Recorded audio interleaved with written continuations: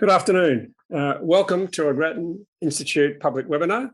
My name is Tony Wood, and I am the Program Director for Energy and Climate Change at the Grattan Institute, and I'll be your moderator for this next hour.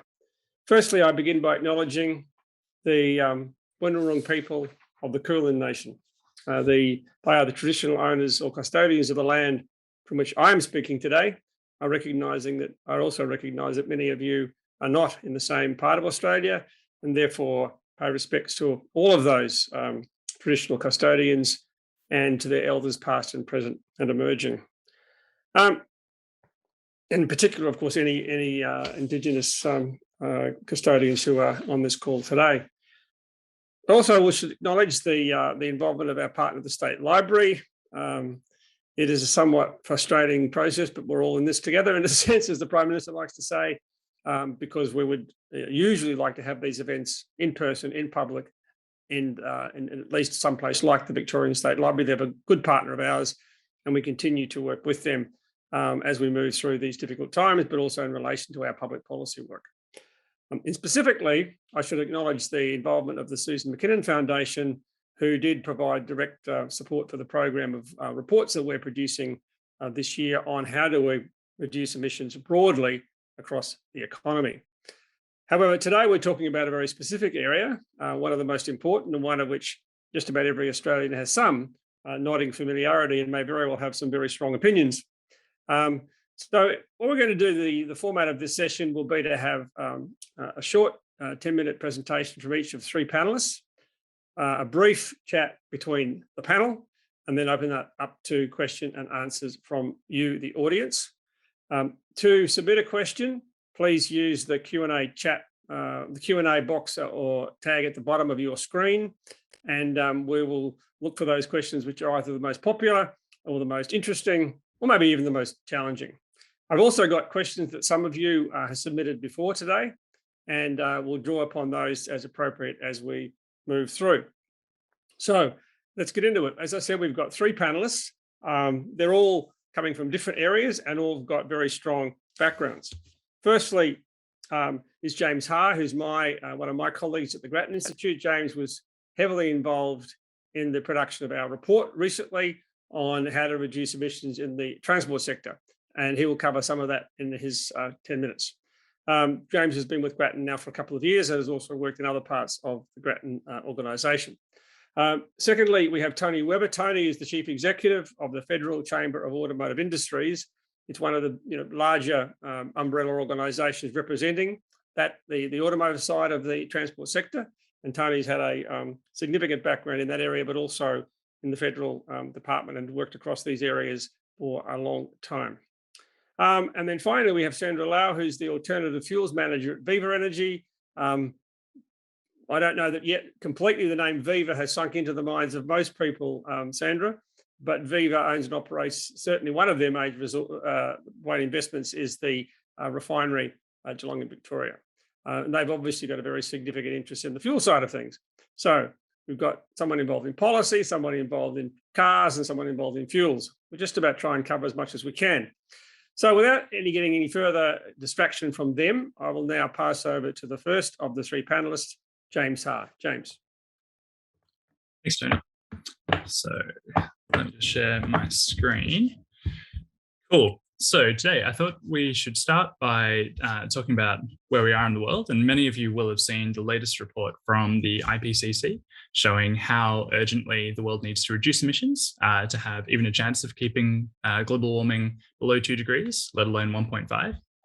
And the good news is that since the IPCC's previous report and this most recent one, many countries around the world have signed up to achieve net zero emissions, generally by 2050, and for China by 2060. And that means that most global emissions are now covered by a net zero commitment.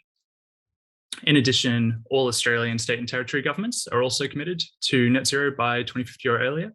And the Prime Minister has confirmed that the national goal is net zero as soon as possible, and preferably by 2050. So very briefly, what does net zero mean? Well, achieving net zero globally is the only way to limit climate change. And the total amount of emissions that we release between now and when we reach net zero will determine how many degrees hotter the planet will get. So to get to net zero, we need to reduce emissions as much as possible and then balance out any ongoing emissions by pulling carbon out of the atmosphere, which is much harder than putting it up there in the first place. And this is called offsetting. And we want to minimize the amount of offsetting that we need to do because the cost of offsets will probably rise really sharply over the next few decades. So the only activities that we want to offset are those where paying for the expensive offsets is still cheaper than any alternative way to reduce emissions. So let's talk about the transport sector. It represents about 20% of Australia's emissions, and the federal government projects that emissions in this sector basically won't come down this decade. And that's a problem because if we're serious about net zero by 2050, it means a steeper, harder path to net zero from 2030 onwards. And that also means pumping more emissions into the atmosphere than if we could cut emissions smoothly from today. So if we kind of went down in a straight line from where we are today to 2050, the total emissions we'd release are shown by the grey triangle in this chart. And that grey triangle is roughly consistent with the transport sector doing its fair share of getting to net zero as the whole Australian economy transitions to net zero, while aiming to keep global warming below 2 degrees. For 1.5 degrees, the triangle would have to be even smaller. Now, these projections show that transport will probably emit more than the grey triangle over the next 3 decades, and that makes it a lifter rather than a leaner. Other way around, a leaner, not a lifter. It's leaning on the rest of the economy.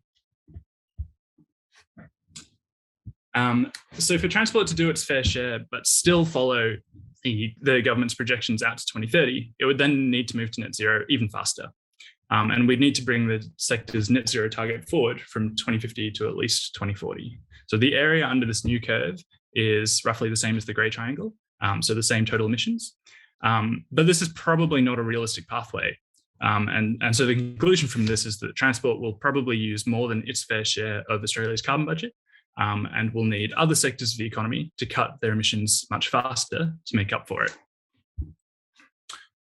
So where are the emissions in the transport sector?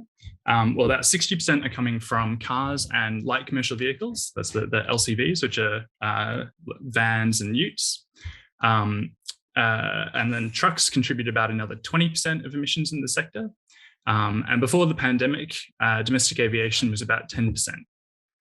And the rest of the sources of emissions are pretty small. It's things like boats and diesel trains and buses and motorcycles. And these emissions across the sector have generally been rising over the past few decades. And despite the blip from COVID, they're forecast to return to the normal level, to the level that they were before the pandemic. So in the rest of this presentation, I'd like to focus in on light vehicles, which are the ones that most of us drive. And our report also analyzes heavy vehicles, but light vehicles are responsible for most of the emissions in the sector. So in the report, we recommend immediate practical policies to help governments achieve their net zero goals. But the biggest obstacle to doing that in the transport sector is the long life of vehicles. So a new vehicle bought today lasts on average about 20 years. And that means that most of the petrol and diesel vehicles sold in the 2030s and 2040s will still be producing emissions in the 2050s. And to solve this problem, either drivers will need to offset their emissions, but as mentioned before, offsetting could become very expensive, or they'll need to replace their cars faster than we do today and potentially scrap some of them before they've actually reached the end of their lives. Or governments will need to regulate the cars off the road in 2050, or potentially buy them back in some sort of cash for conquest style scheme. But each of these options has drawbacks. And so this is a situation where prevention is probably better than cure. So government should set policies today to minimize the number of petrol and diesel cars on the road in 2050. And that means switching petrol and diesel cars for zero emissions alternatives like battery electric vehicles. But to achieve net zero by 2050, we're going to need a pretty rapid transition. So it's not enough to just sell all electric vehicles in 2050, although this is what some big companies like Toyota, which is the most popular brand in Australia, that's what they're aiming for. The reason it's not enough is because we only turn over 4% of the vehicle fleet each year. So there's a long lag between when all sales become electric and when the whole fleet gets there. So in this chart, we reach about 25% of sales being electric by 2030, which is close to what the federal government is expecting. And then managed to reach 100% by 2050. but the fleet only gets to 70% electric by 2050. So there's 30% of the cars on the road will still be petrol and diesel. On the other hand, if we can get to 75% of sales being electric by 2030 and close to 100% just after 2035, then we can electrify about 90% of the fleet by 2050, which would cut the number of petrol and diesel cars on the road by about 2/3. But there are some barriers to boosting the number of zero emissions vehicles that we sell in Australia. And the first one is that although a lot of car makers are increasingly offering electric models and some plan to go all electric by 2030 or 2035, there are still not that many zero emissions models in Australia today. And the ones that are here may not suit everyone's needs just yet. So for example, utes for tradies. And although companies like Ford and Tesla are making electric utes for work purposes, Australia is not a priority market for these companies. The second issue is that electric models remain more expensive to buy than equivalent petrol models. And the gap is narrowing, and in about 5 to 10 years, we'll probably be at price parity. But in the meantime, Australian buyers don't have access to many affordable models. The third issue is charging. So at the moment, the economics of battery electric vehicles currently look a lot better than alternative electric cars like hydrogen fuel cell vehicles. But to have a battery electric car, you need somewhere to charge a vehicle safely. And for people who rent their home or who live in apartment buildings or who don't have access to off-street parking, charging a car at home may not be possible today. So we propose a range of policies to solve these challenges. First of all, Australia is unusual among developed countries in that it does not have a mandatory vehicle fleet emission standard. And Tony might talk about this more in his presentation. But essentially, these standards would require car companies to balance their sales of high emissions new vehicles with low emissions vehicles. And that forces them to offer the newer, more efficient cars to Australian consumers and boosts consumer choice in the short term. Over time, emission standards should get stricter, which is what's happening in the US with their standard. And we think that by 2035, only zero emissions models should meet the standard. That doesn't necessarily ban new petrol or diesel cars, but what it means is that after 2035, only a few new petrol and diesel cars would be sold to consumers who are willing to pay for breaching the standard. But all of the existing petrol cars that are on the road then could still be bought on the second-hand market after that date. Aiming to have all new cars be electric from 2035 is consistent with advice from the International Energy Agency on how to get to net zero by 2050. And it's what many other countries are planning to do. And those are the countries where car makers will prioritize the latest, lowest emissions models. So any government that suggests Australia should move more slowly than this will need to explain how Australia will deal with all of the petrol and diesel cars still running in 2050. To close the cost gap between zero emissions models and petrol ones, we recommend exempting zero emissions cars from a number of inefficient taxes, which would make many of the models available in Australia cheaper right away. And to boost access to charging, we should do a few things. So we should make sure that new buildings have the cabling to support future EV chargers, and that by 2030, all rental properties with a car space do as well. Local governments will need to work with charging companies to deploy convenient public charging in suburbs where there's not a lot of street car parks. And to avoid burdening the electricity grid in peak times, we need to make sure that the charging infrastructure is smart. And that means that we need to change the way that we pay for power so that consumers who charge at off-peak times receive a financial benefit. Our report covers a number of many other issues, including road user charging and the rest of the transport sector, which we might get into in the questions later. But I'll leave it there for now and hand over to Tony.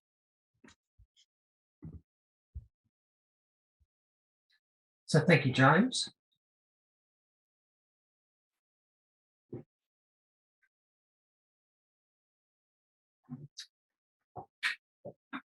So thank you, and I appreciate being invited today, and I also appreciate the article put out towards net zero by the Grattan Institute, because I think it's important that we focus on this issue widely across the economy and widely so that it gets the focus that it deserves, because it's a very important issue. So who is the FCA? We represent the importers of motor vehicles, motorcycles and ATVs into this country. And as a group, we're a very big family. We represent more than 99% of vehicles and motorcycles sold into the country every year. So we are very much the voice of the industry in terms of manufacturers. I put this chart up to you because I think there's two important elements.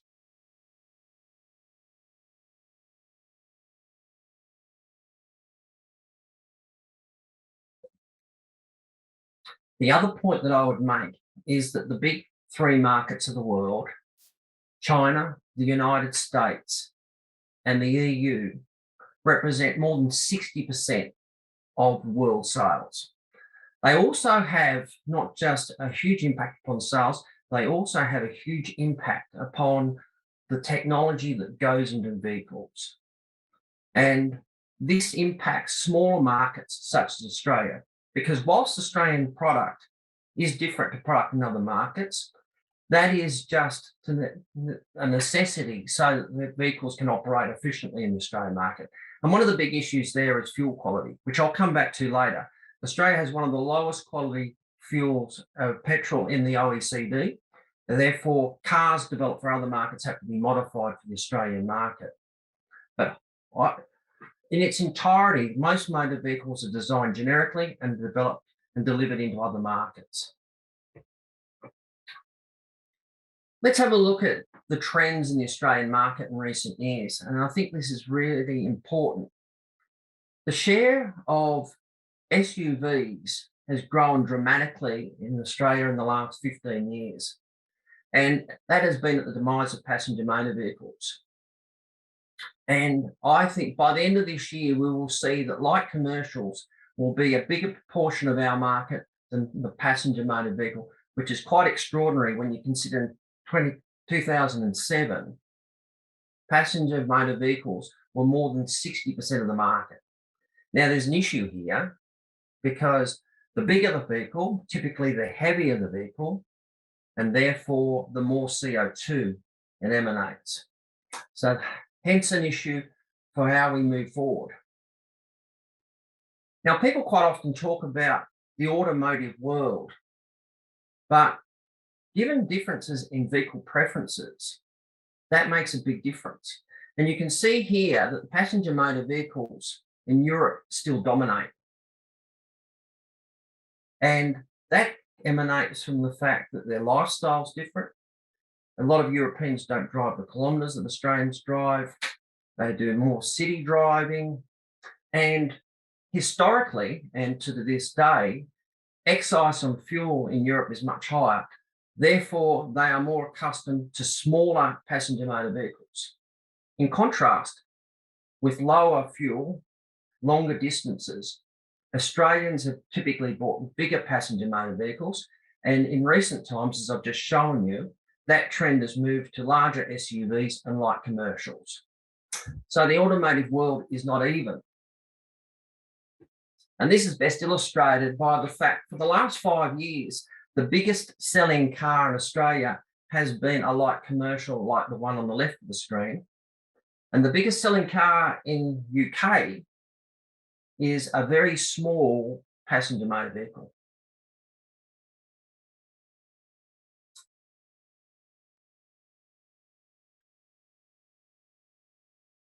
Let's just have a look at the Australian market.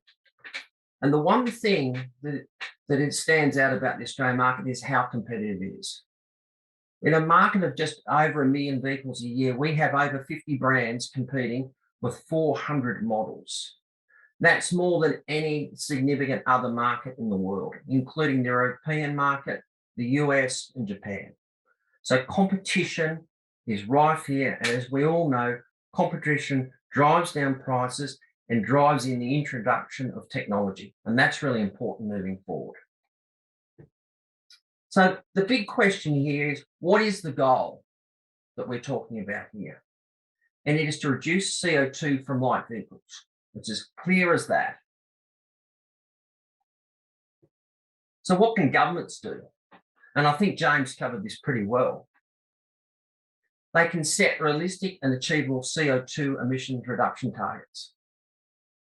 Because the reality is, with the limited supply of low emission vehicles around the world coming out of factories, those low emission vehicles are sent to markets that have a CO2 target. And that's even more important, is they're sent to markets with a target and with penalties. Neither of which Australia has.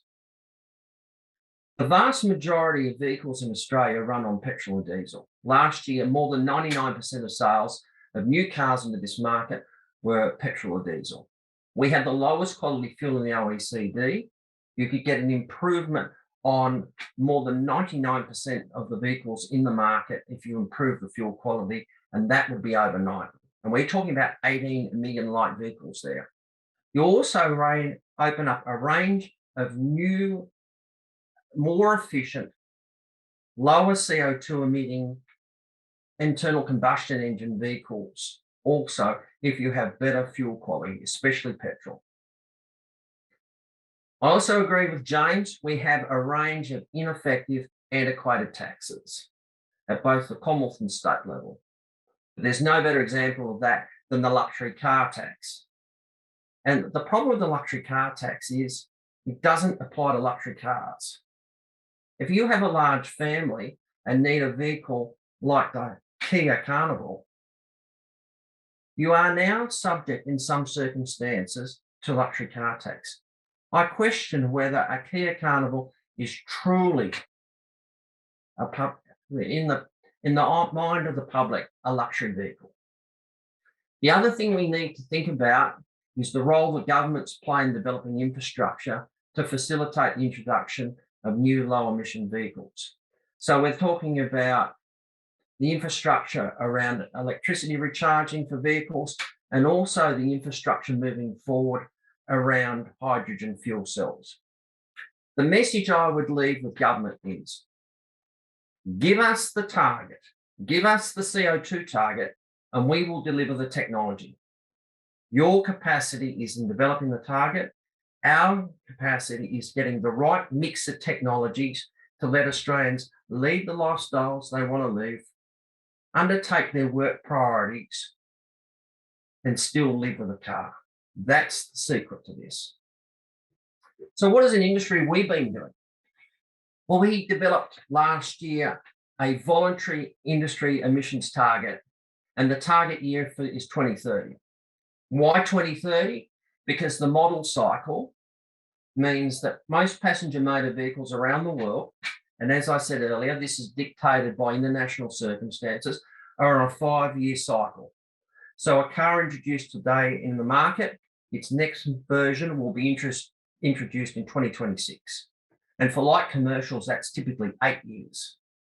So a light commercial introduced into Australia in 2021, the next model will come into the market in 2029. So we've given ourselves a long-term target to reduce CO2. Is this optimal? No, it's not. It's not optimal because it's not mandated by government, and it doesn't have the other element where there is penalties, because vehicles, as I said earlier, will be sent to markets where there are penalties and there are targets.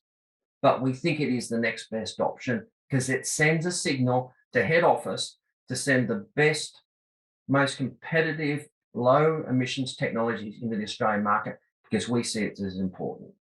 We need to promote tax reform, as both James and I have spoken about, and we're also focusing on infrastructure development. We see those as the key issues. So I'll hand it over to Sandra. Thank you very much.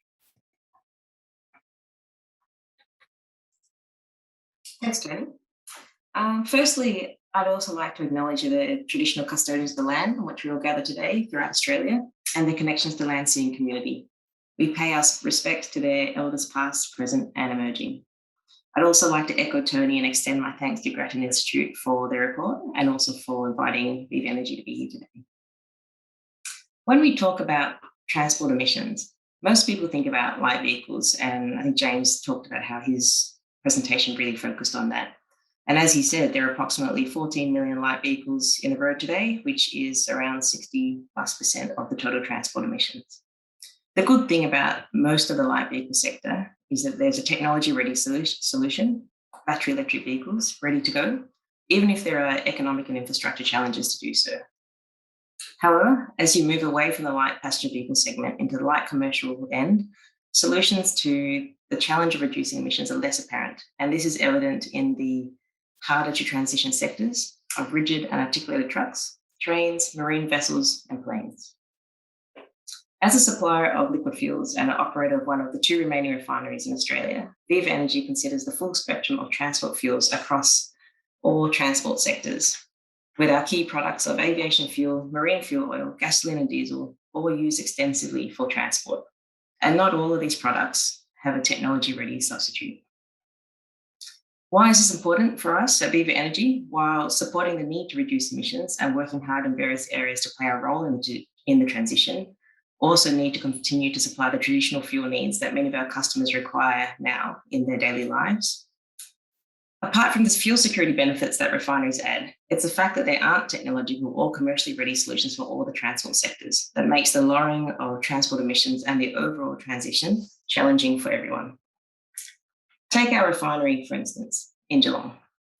An analogy of the transition challenge is to compare the crude that goes into a refinery to a cow.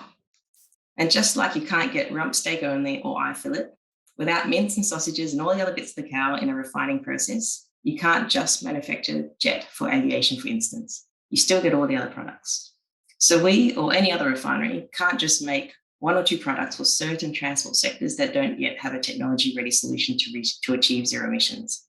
So there are quite a few considerations and complexities to consider as we transition from where we are today to a lower carbon transport solution.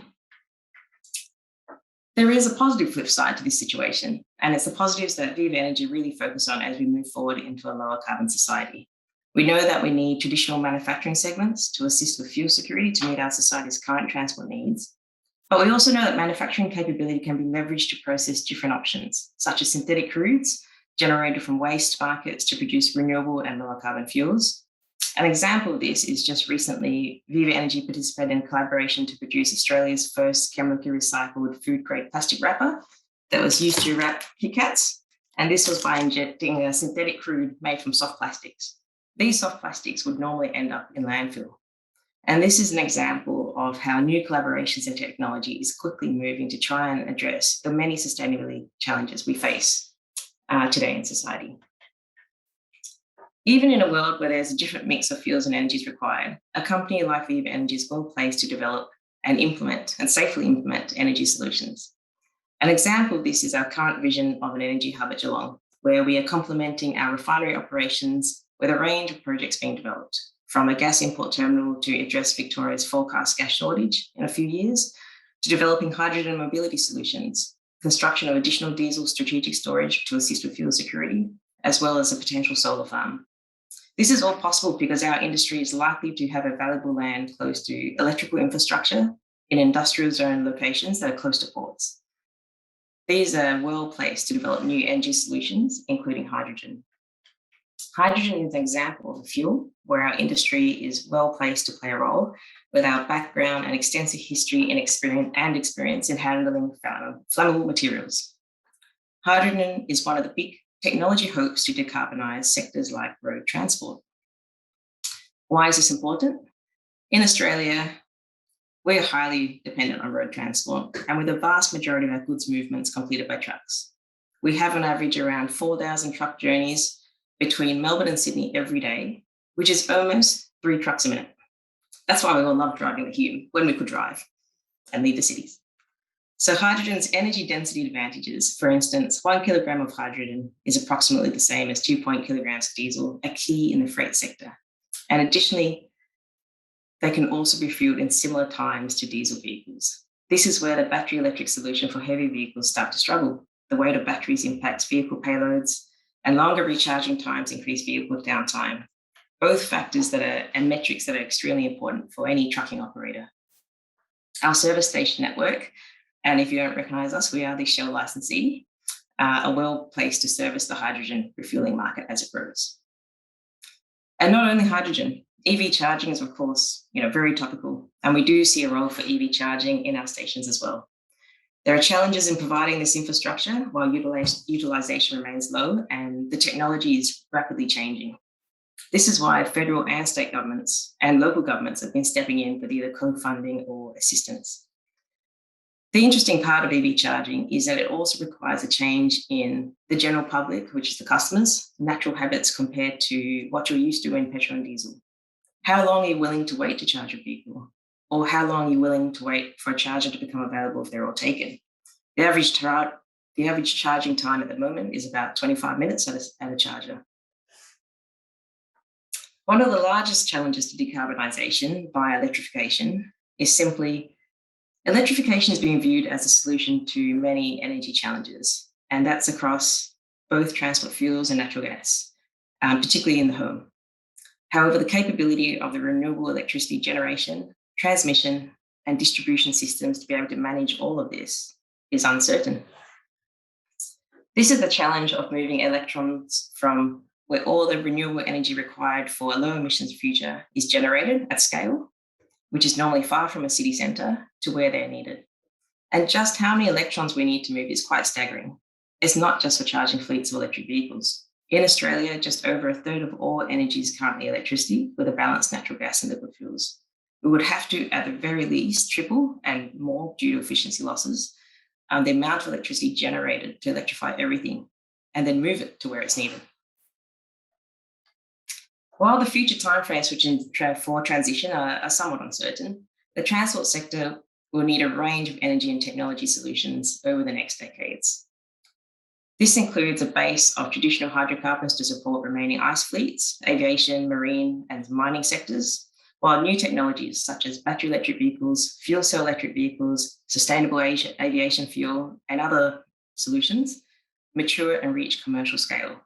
The biggest challenge of many of the zero carbon solutions I've just listed is their lack of maturity, which leads to lack of affordability. Everything is just still very expensive.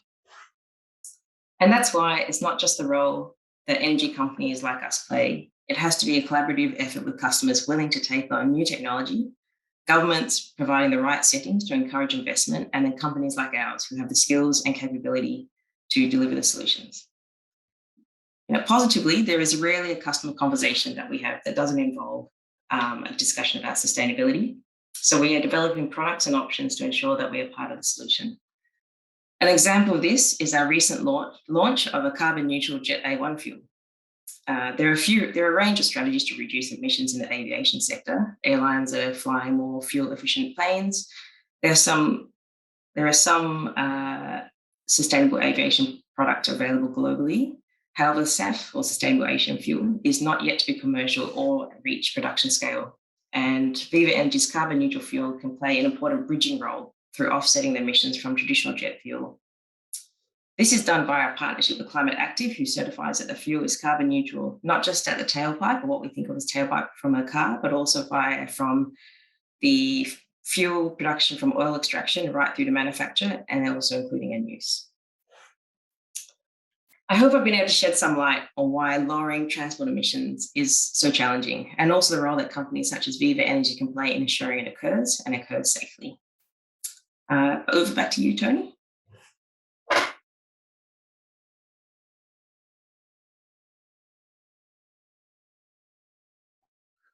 Great. Thanks, Sandra. Okay, so for the next few minutes, we might just raise a couple of issues amongst the panel. And then there are questions coming in from you, the audience.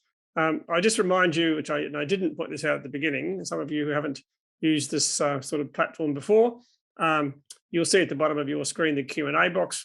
Lots of people have been putting questions in there, but not only putting in questions, you could also vote for questions that you think would be ones you'd like to see answered. And what that will do is push them up to the top of the list.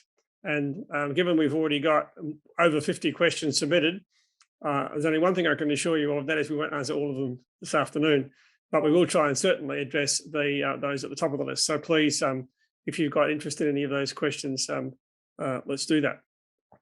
I guess one of the things that is common across all of the presentations is this whole issue of, well, what are we trying to do? How fast do we do it? And what's the role of government? And we know that the Commonwealth has talked about fuel standards. There was an attempt, I think, when Josh Frydenberg was minister to introduce an emission standards in Australia. Hasn't got very far. The Commonwealth talks about its its fuel strategy, future fuel strategy. Some of the state governments, I'm sure many of you would be aware, have implemented various ways of supporting the uptake of electric vehicles, both in terms of subsidies and also in terms of vehicle infrastructure for charging. And some local governments are also supporting this in terms of, again, supporting local charging infrastructure. I guess it was a quick question for each of the three of you would be, how do you see the relative role of governments across the chain in influencing this? Or should governments just get out of the way and let the industry get on with it? Why wouldn't that be the right answer? Tony, would you like to start with that? Well, I think there has to be an integrated approach, and it has to pick up all elements of government. I actually think our members, people like Sandra's represents, need to be involved in this, and I think all levels of government need to be involved. I don't think it's going to happen in isolation. There has to be a coordinated approach.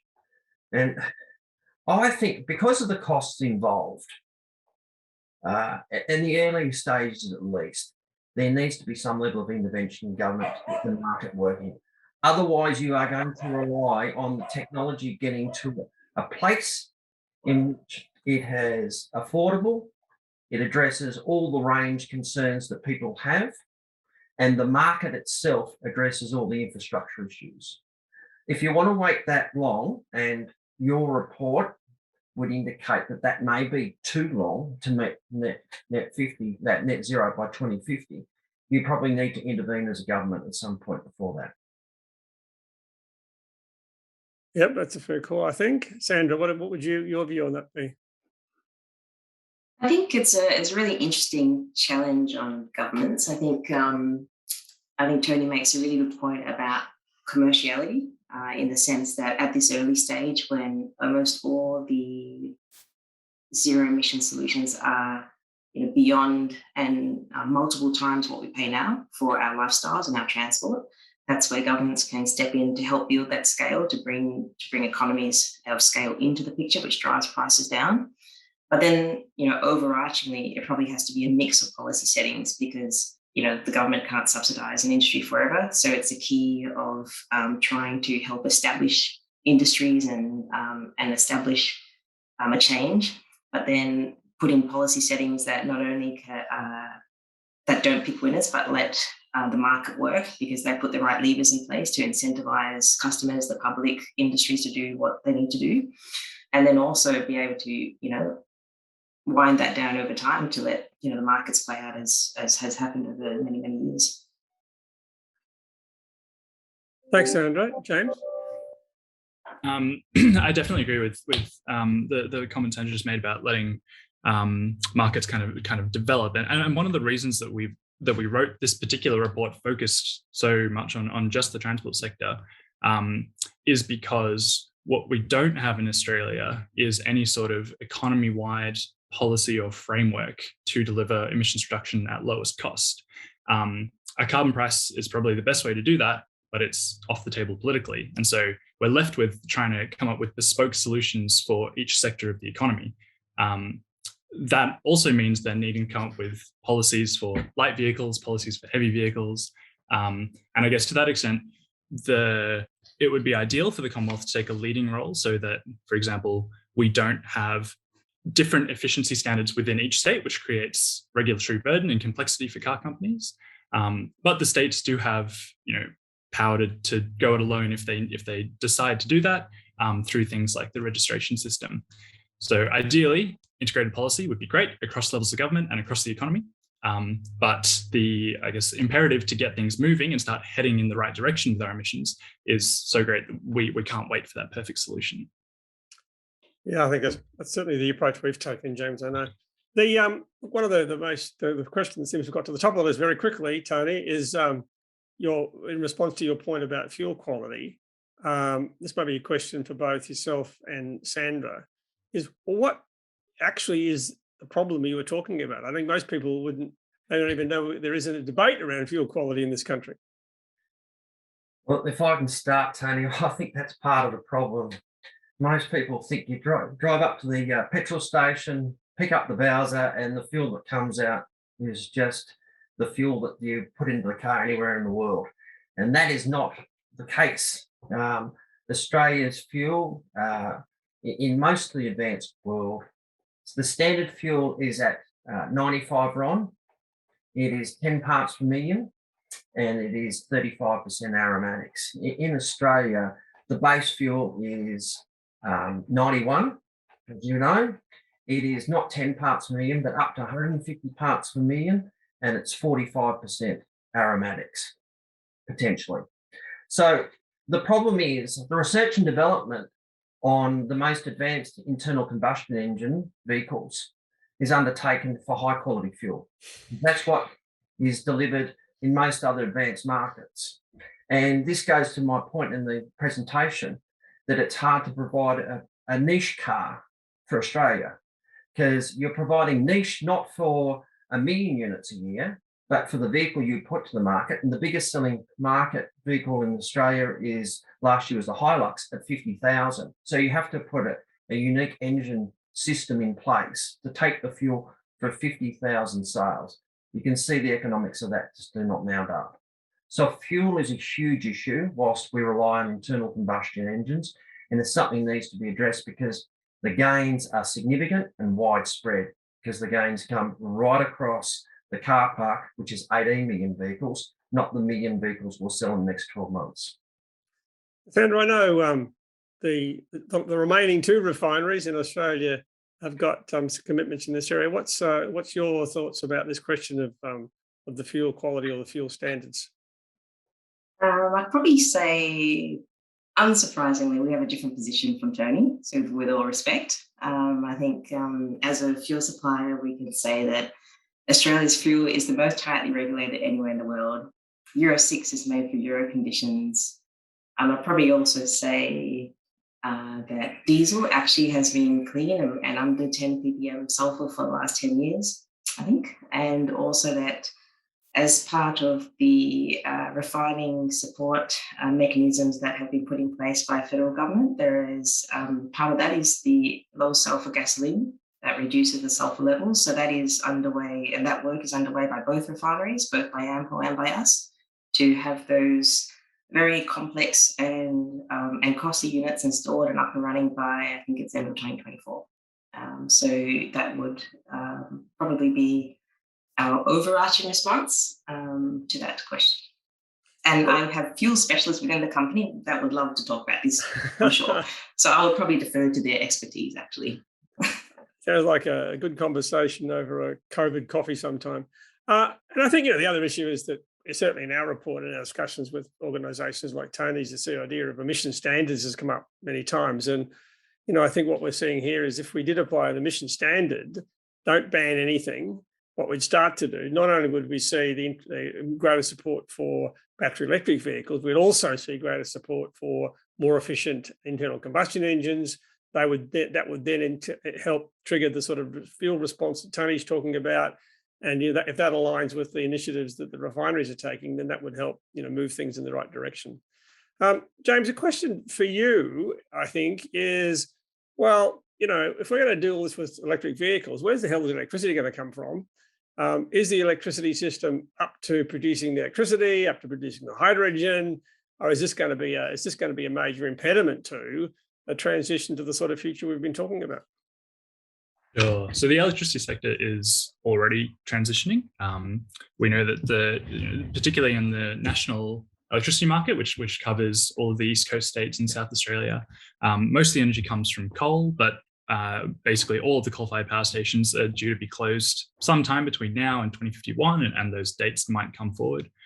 So that sector is already being transformed, and we're seeing renewables enter to fill the gap. What probably remains true, though, is that we're likely to see electricity demand grow from now to 2050, because electricity is such a key way of decarbonising a number of parts of the economy. So not just transport, but also in terms of replacing some of the gas load that we have currently, both in homes and in businesses. So the electricity sector will definitely need more investment in the sort of generation and transmission infrastructure to get electrons to consumers and to where they need to go. And I guess the challenges there are not so much about understanding the direction of change, but getting the policy framework right so that we get investments in the transmission infrastructure in time to facilitate new wind and solar and firming capacity coming online at the same time. So definitely some challenges ahead, but of all of the sectors of the Australian economy, it's the electricity sector that is on track for net zero by 2050. So I'm less worried about electricity than I am about everything else. I guess the other issue is going to be, James, that we've now seen, and we're now hurrying to catch up to make sure that the electricity grid is able to maintain the reliability while we do move towards solar PV on rooftops and batteries in the homes. Now's the time to be thinking about that in terms of the adoption of electric vehicles. So again, we don't create a problem when, for example, we want to all charge our electric vehicles at the same time, possibly. Here's a question. Tony, can I just raise one point there? Sorry, Tony. Yes, please. There is a bit of an opportunity here because we need batteries, I think, in the electricity market. And EVs have big batteries.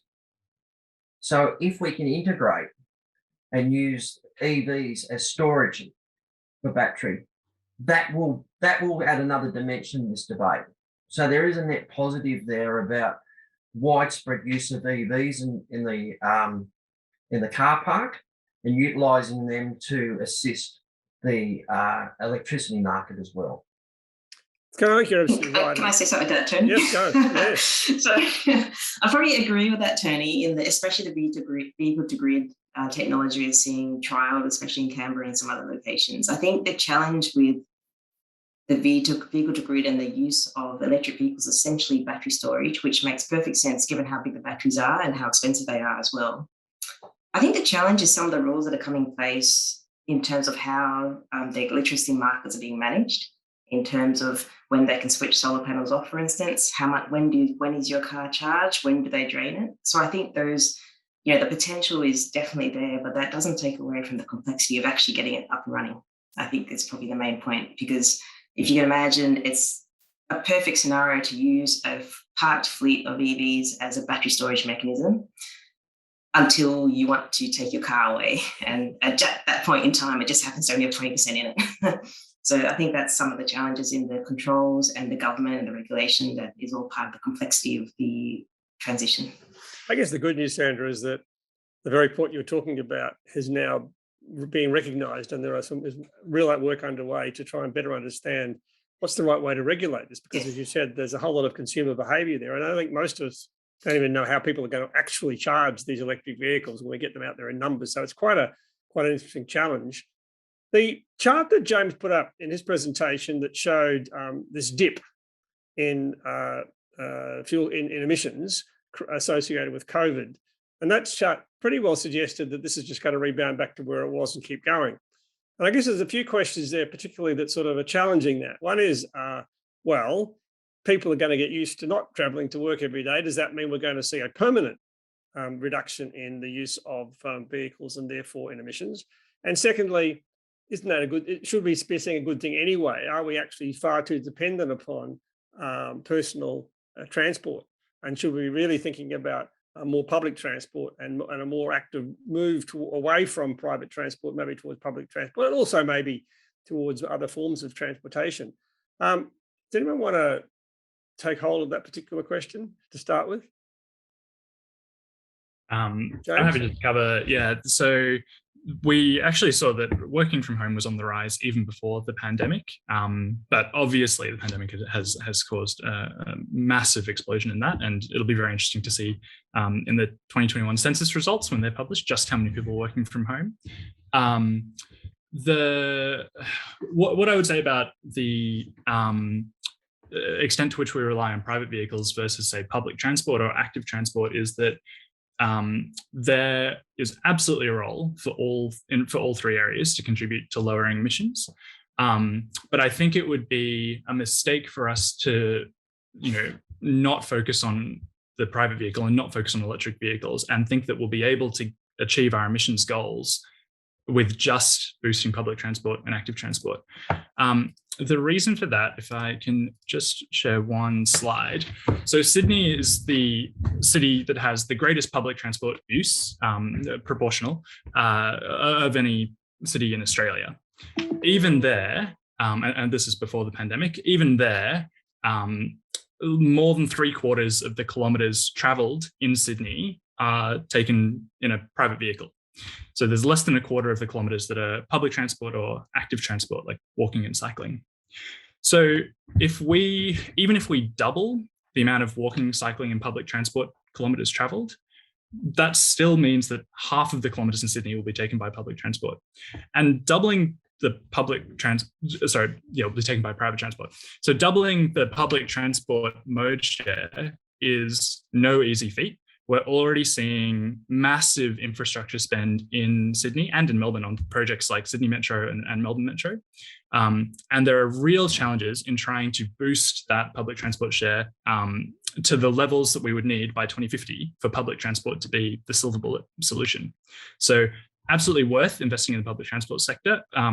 Both, rail infrastructure and particularly buses tend to have, it can be cost-effective ways to boost public transport share. That infrastructure investment is absolutely worth it if it passes a cost-benefit test.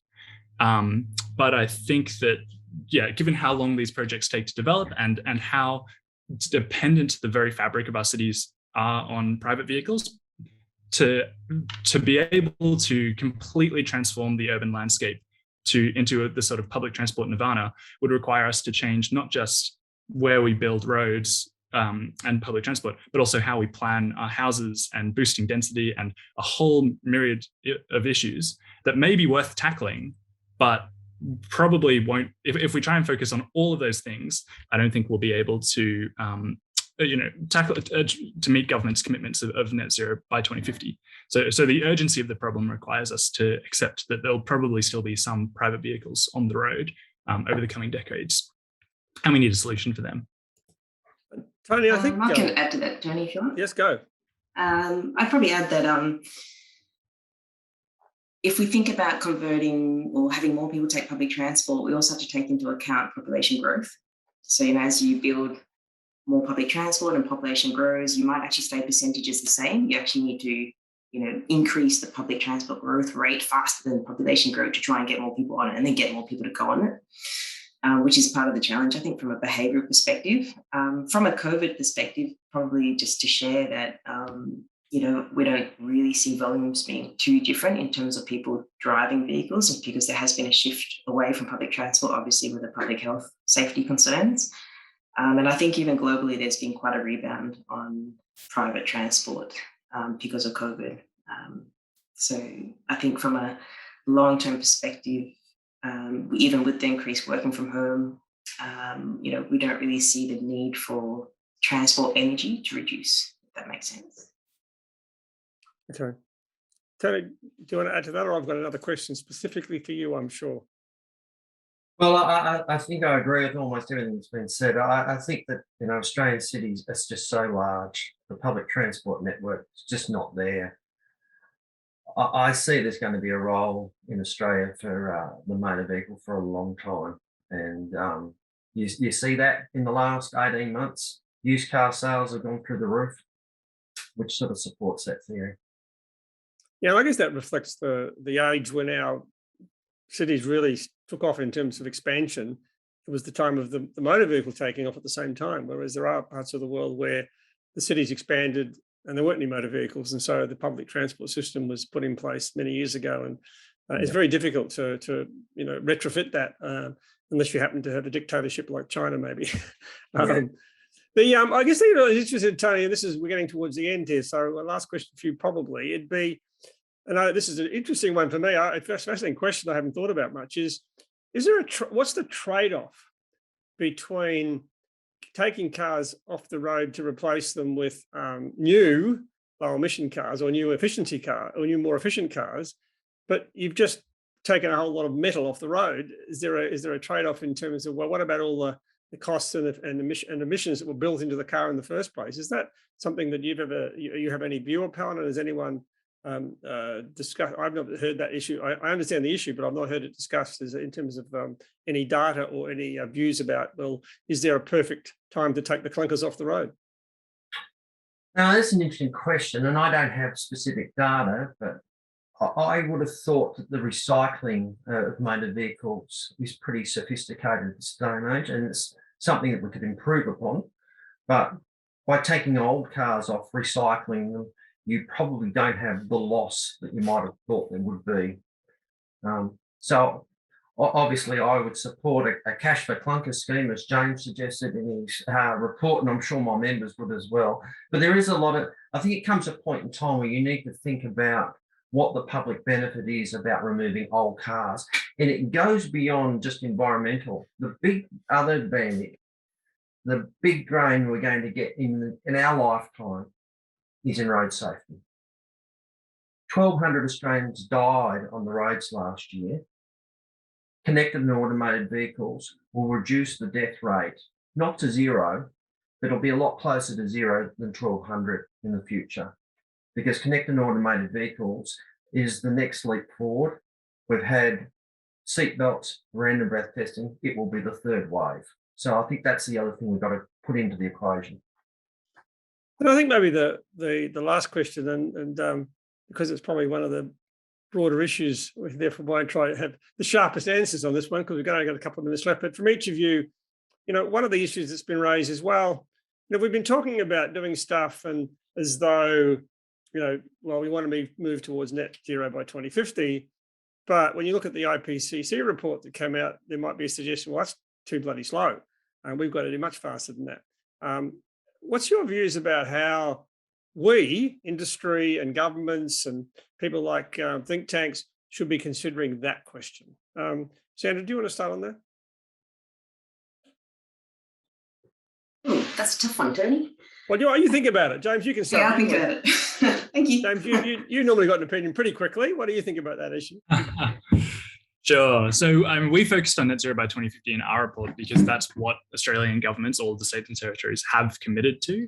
I think that the most recent IPCC report has shown what the global carbon budget is in order to try and keep warming below 1.5 degrees. And there will be, I'm sure, a lot of debate at the next global climate conference, COP. At the COP in Glasgow in November. There'll be a lot of debate about how to carve up that pie, how to allocate emissions between countries. The focus, I guess, for us is on no regrets policies that at least start Australia heading in the right direction, that you can scale up later if and when emissions targets get stricter. Right. That's the short answer. Okay, thank you. Tony, have you got a view about how fast we should be moving in this transition? Well, when I read your paper, I was taken by the fact that, by 2035, you're suggesting getting rid of internal combustion engines, and that's not obviously the first that's been suggested. But the difficulty is, will the technology be there? Can we address the three fundamental issues of price, range, and infrastructure? Because if you cannot, people will hold their cars longer, and the problem with that is you actually get a worse CO2 outcome. So I think the emphasis should be on focusing on technology, and we've seen the last 18 months with the vaccines what can happen when the world focuses on technology. As a world, we should focus on it, and we should, as much as possible, harmonise so that Australia doesn't have a unique product, that we can just bring the cheapest product to market as quickly as possible. That's very cool. It's an enormous challenge. Well, I think it's when we start talking about it in a very specific way as we have today, you do start to realise both the enormous challenge, but also some of the opportunities that exist if we get this on track. Sandra. Thank you, Tony, for the extra time. I think my takeaway is if we want to move faster, I probably look at two things. I really enjoyed reading the report, and I think the one thing that stood out for me from the Grattan report was how much speed you can gain if you have a good plan and taking the time to plan a transition well. I think that's one thing about actually planning it. And I think the other thing is very much driving towards probably more what Tony said as well as James about to make things move faster, let's be honest, it has to be commercially viable and attractive to us. if it's going to cost us, if I pay 20 grand for a car, I'm not about to pay 60. That's just the fact.